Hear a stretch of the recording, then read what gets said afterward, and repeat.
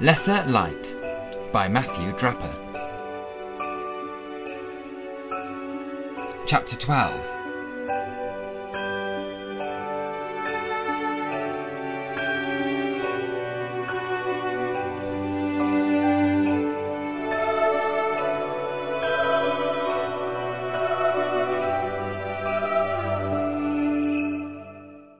If Christmas Eve, the 23rd of December, contains a diluted version of the magic and anticipation of Christmas Eve, then Boxing Day's Boxing Day, the 27th of December, contains an increased sense of the disappointment and its overness Boxing Day is made of.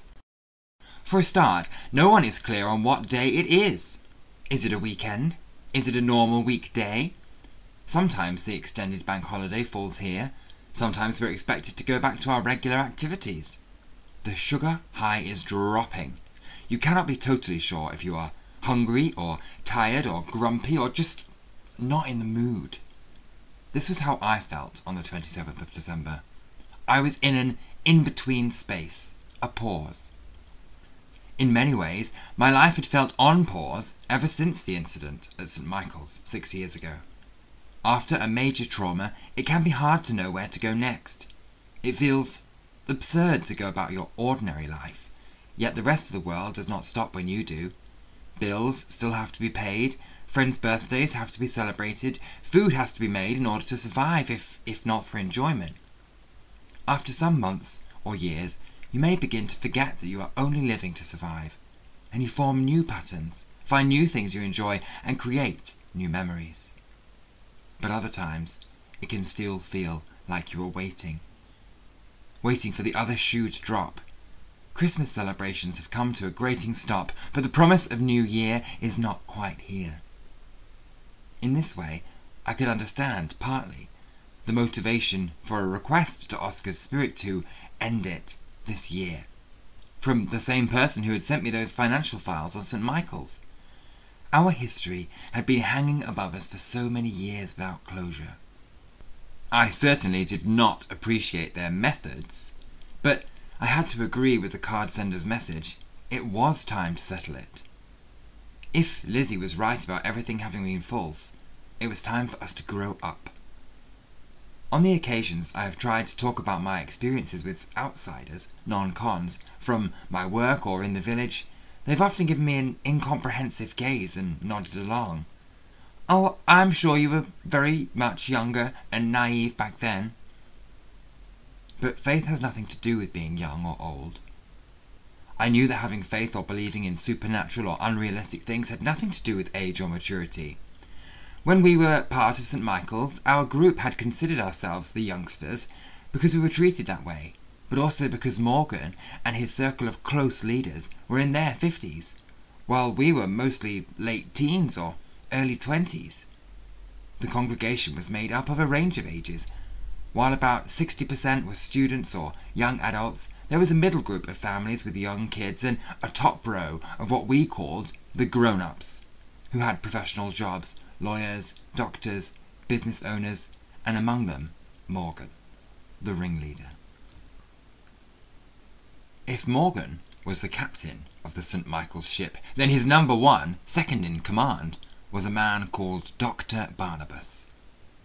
I recognise his name referenced a number of times in the financial documents as a consultant, and remembered he was taking a chunk of cash out of the church each year as a $9,500 payment towards his housing, invested into his own mortgage.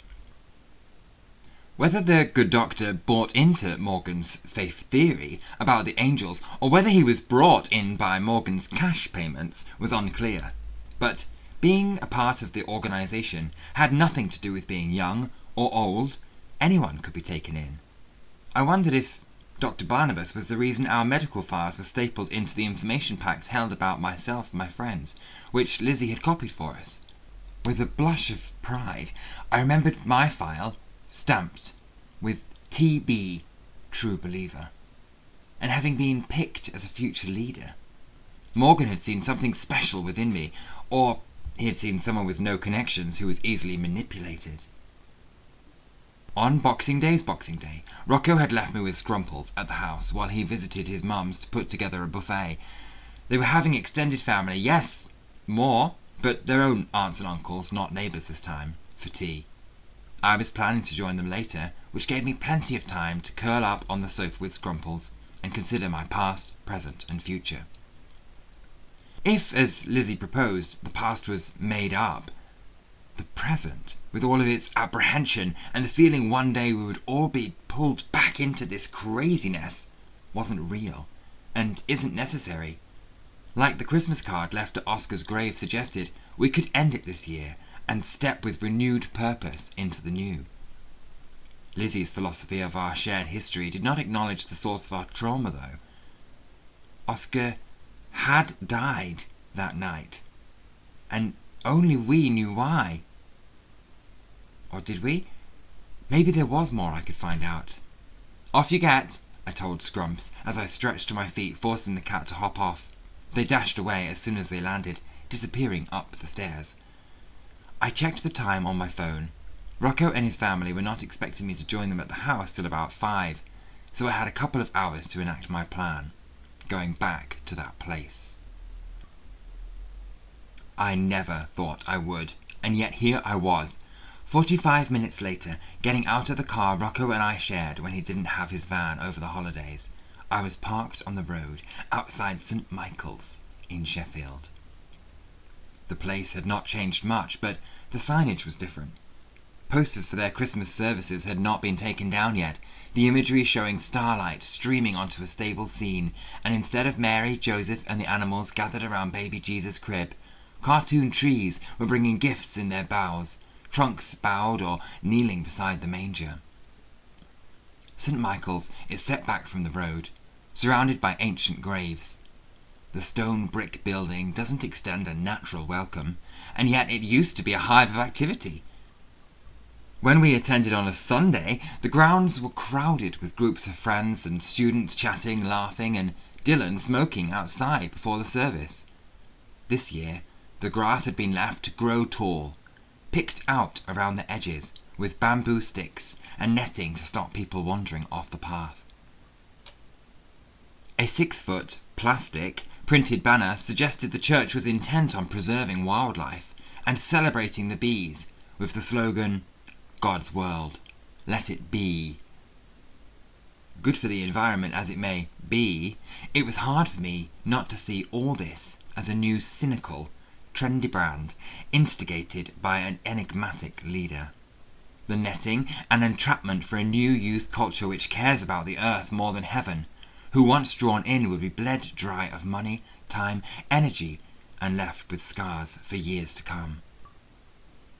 Tall grass was bent from the rain and wind of winter, and clung damply around flat, historic gravestones. Under the netting, under the grass, was the unforgiving ground where Oscar had been found dead in the early hours of the morning 6 years ago. I shuddered at the thought of him laying out there all night while the rest of us hurried home, shaken from our shared experience in the church hall. Returning brought with it an eerie feeling of the past on repeat. But I was here to secure our future. I pushed on up the path towards the tall front doors. On weekdays, the church is usually left open for locals to enter so they can spend time in prayer, or at least it was nowadays. I had not considered what to do next if it was locked, but as I shook and rattled the wrought iron door handle, the door itself would not budge. Damn, locked. I peeked up at the creepy face of a carved gargoyle grimacing from above me. "What are you looking at?" I stuck out my tongue at the creature. Retreating to consider my options, I took in the whole looming building. A big square of old brick with slate roof and a short clock tower at the front. The left side of the building blended seamlessly into a modern concrete and glass extension filled with offices, an updated kitchen and new toilets. I remembered there were a few other entrances around the back, but those doors were protected with security keypad locks. Couldn't hurt to have a look. The back of the original church building contained a decorative arch which reached towards the roof, and beneath it a wide window of stained glass, depicting a pasty-faced white Jesus, along with 2 angels holding up his arms on the top of a mountain. One angel was St. Michael, after whom the church was named. This warrior angel was referred to in the Christian Bible from time to time, and in mythology most commonly linked to the planet Mars, another warrior.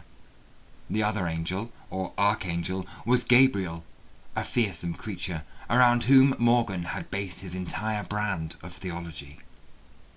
I remembered Morgan's first sermon about Gabriel, who was described as being mystically linked with the moon. Who do you think is being spoken about in those opening verses from Genesis when God establishes the order of the universe? For he created a greater light to rule the day, and a lesser light to rule the night. Jesus is that great light, like the sun, too bright to approach, too holy for human contact. And Gabriel is the lesser light, made only a little higher than mankind. As it says in Psalm 8, he has made you a little lower than the angels. This angelic light of the night is ours to grasp, in our reach. Have we sent a man to the moon? Can we not carry it with us into the day? Everybody, put your hands in the air and reach for the light. But now, Gabriel's entire stained glass face was missing from the artwork. Someone had shattered the glass from his neck up. A halo remained above shards of jagged coloured glass which staggered outward from the missing piece where his cherubic face had once shone. Not unlike the creature itself, whose eyes were empty holes dragging you in. No features, wings creaking wide, dust raining down. My hands trembled. I crouched, pressing my palms against the pebbles of the path, feeling each round rock and the sharp edges against my skin. I was here. I was now. I was not back in that moment facing him again. I felt the presence of my thick coat around my shoulders, the wool of my scarf, the tightness of a bobble hat. The church wall fell back into focus as I stood up, feeling a little dizzy. It occurred to me, the window must have been broken only recently. Someone had smashed Gabriel out of it. The window had not been fixed or patched with plastic screening. Surely the Christmas committee would not have left the broken window for all to see at the service only 2 days ago. Enough about windows. I was looking for a door. The furthest part of the newer element of the building had an entrance with a keypad lock and CCTV. Morgan had always said everything here belonged to all of us. The building, the offerings, were the property of the whole family of God. Realistically, none of us had the deeds, though, only he did.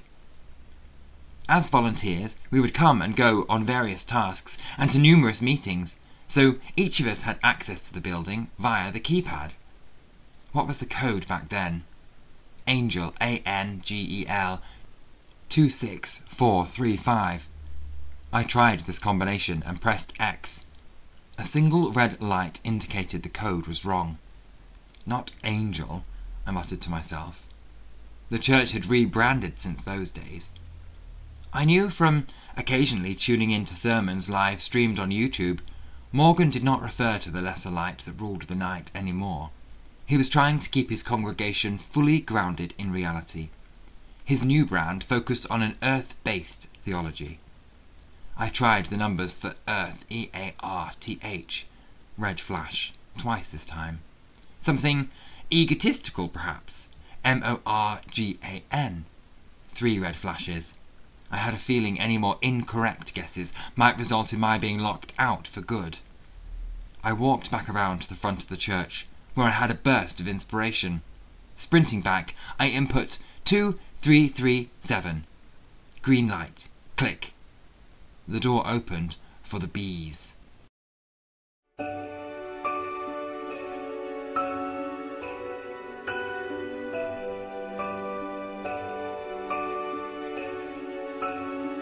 Lesser Light is an online event. Head to lesserlight.blog to join in the comments section or share this story on Facebook, Twitter, Hive or your favourite social media platform. The Lesser Light paperback is available from lulu.com or other booksellers, or you can download the ebook now. But remember, no spoilers until New Year's Day. The story is fictional, but if the elements about trauma, cults, or recovery have affected you, you can find helplines at lesserlight.blog.